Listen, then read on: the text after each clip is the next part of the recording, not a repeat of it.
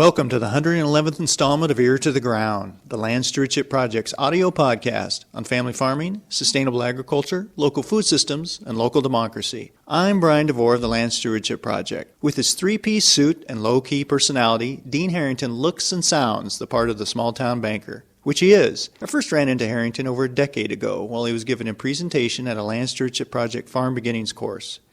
He's the president of the First National Bank in Plainview, a town of some 3,400 people that sits smack dab in the middle of southeast Minnesota's farming region. Not surprisingly, around half of Harrington's loan portfolio is made up of farm and other agricultural enterprises. In general, farmers seeking credit to finance alternative ag operations have found that traditional lenders, such as banks, do not exactly welcome them with open arms. These lenders often express concerns that organic, pasture-based, and other sustainable farming systems are too risky to finance. That's ironic when one considers that in recent years, large-scale conventional operations have proven to be the biggest economic gambles for rural communities. When one highly leveraged large-scale dairy or hog operation goes bankrupt, it can take a whole lot of suppliers, retailers, and creditors with it. But in recent years, I've been running into more bankers and other lenders who are realizing that a smarter financial bet for a community might just be numerous small and medium-sized farms utilizing diversified production and marketing strategies. Harrington is one of those bankers who sees the growth of these diverse farming enterprises as a plus for local economies, particularly as communities grapple with figuring out how to bring in a new generation of farmers. Harrington recently participated in a land stewardship project meeting on how to help beginning farmers get access to land in rural communities such as Plainview. Afterwards, I talked to Dean about the role small and medium-sized farms can play in stabilizing local economies, what bankers like him look for in a loan application, the importance of capturing more of the dollars flowing out of our communities, and shifting attitudes on the part of bankers when it comes to sustainable agriculture. Dean, you had mentioned earlier during the discussion a couple of interesting points, and one of them was when you had first gotten started in banking, there was a feeling that bankers are always risk adverse for good reason, and so one of the kind of guiding principles was the bigger you are, the harder you fall. But then that kind of changed over time. And can you talk a little bit about how that kind of philosophy did change and maybe where that brings us today as far as trying to find a middle ground a little bit? Well, I'm not sure that I know why it did change. I think there are a lot of forces that have been at work to increase farm size, and I don't pretend to understand those forces. I know that the impact is not always good. We need to look, I think, more to the middle-sized farms and small, all-sized farms, but we need to realize that the middle-sized family farms are viable. They're here to stay. We need to value the contributions and the economic value that they have. Obviously, in a lot of towns that are very dependent on agriculture, you are seeing fewer farms, bigger farms, that type of thing. Is that an impact you're seeing in this area? Yeah, I think that trend is almost universal or nationwide maybe, but it's obvious here that farm sizes get bigger. There are fewer full-time farmers. Again, that's my impression, probably borne out by statistics, but that seems to be the trend.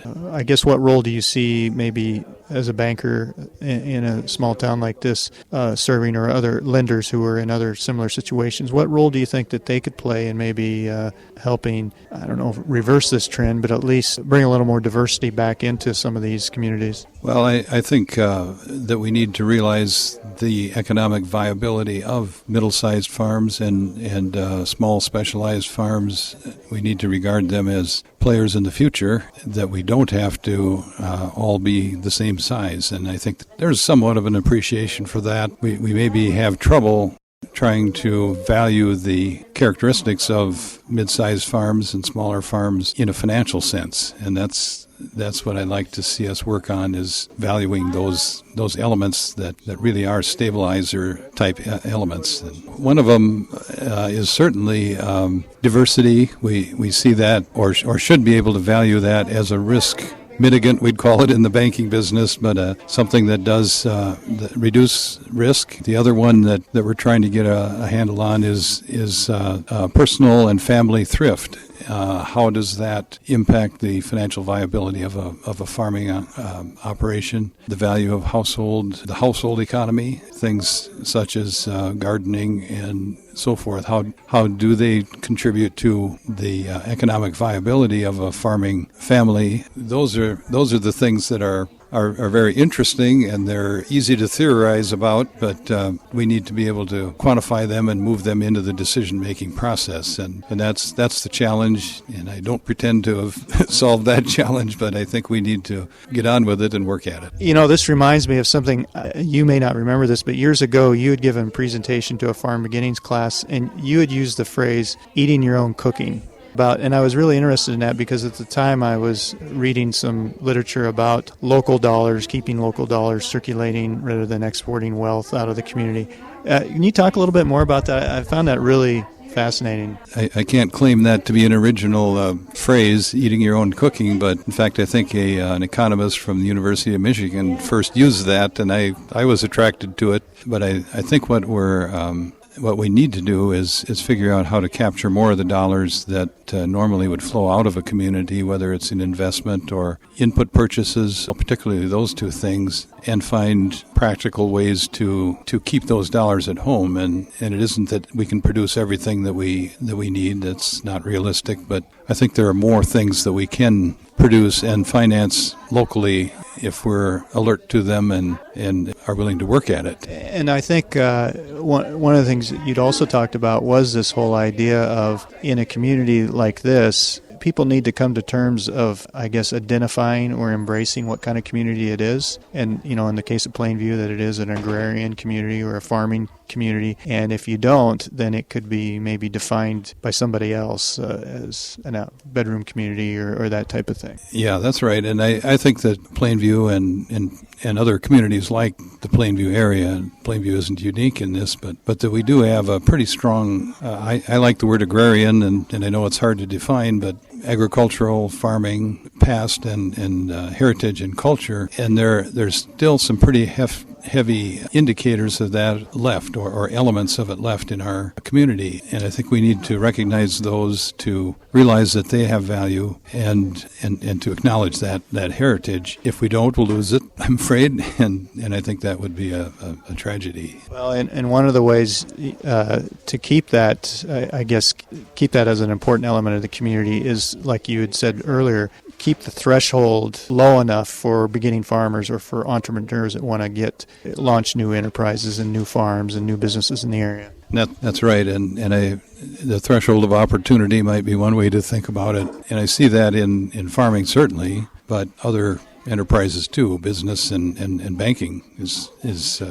subject to the same kind of dynamics, and if we work hard at reducing the threshold of opportunity rather than increasing it, I often think that if we and collectively, I guess I'm talking about a broad we, all worked as hard on and spent half the resources of making things work on a smaller scale as we do on making them work on a large scale, that we'd have very different looking communities. And if we can get to that point where we recognize that and work in that direction, and that's not to say that everything can work on a small scale. We have to be practical about that too, but I think more things can work on a smaller scale than we sometimes think. A lot of the Land Stewardship Project's members are farmers who are looking at alternative systems, alternative methods of production as well as marketing, that type of thing, and had been frustrated in the past when approaching lenders because lenders didn't have a lot of knowledge or background on those systems, and so were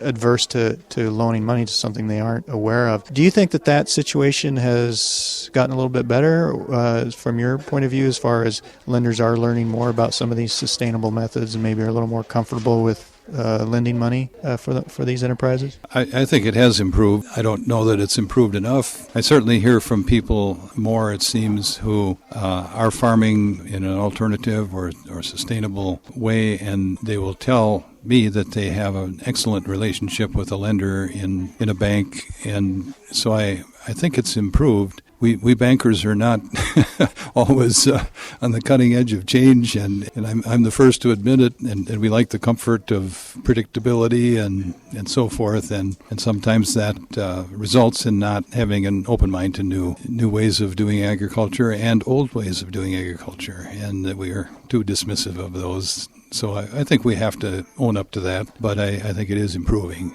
Speaking of owning up to it, what would you recommend for a farmer who's coming in and has an alternative enterprise in mind that the banker may not be familiar with, maybe a little bit off the wall? What would you recommend that some of the ways that maybe they kind of open that door? Well, I think that one of the things that I think does tend to help open the door is treating it and thinking of it as a business. And, the old saying is farming a business or is it a way of life? And the answer is, well, it's both, and I think if that beginning farmer doesn't think of it as both, then banks lose interest pretty fast. So I think the programs such as land stewardships projects, Farm Beginnings has always emphasized business planning. That's been really helpful, I think, in opening doors through the banking industry.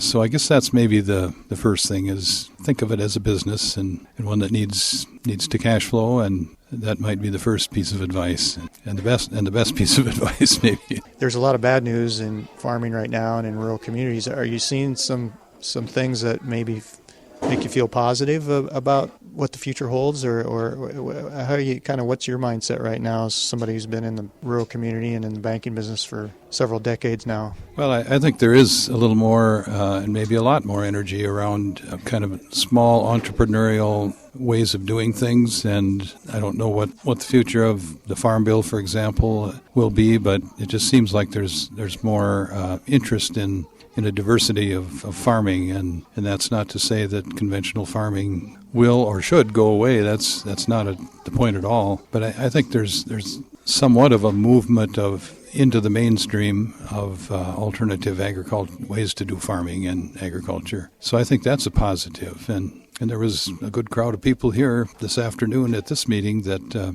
obviously had a lot of energy, ideas over multiple generations. So I think that's a positive too.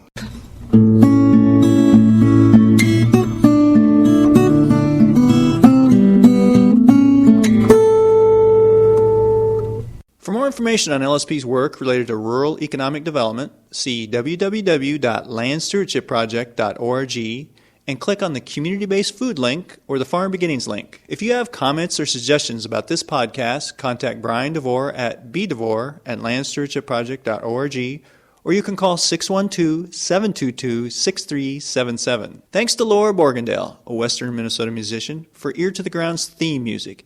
And a special thank you to all of Land Stewardship Project's members who make initiatives such as this podcast possible. If you're not a member, visit landstewardshipproject.org to learn how you can support LSP. Thanks for listening.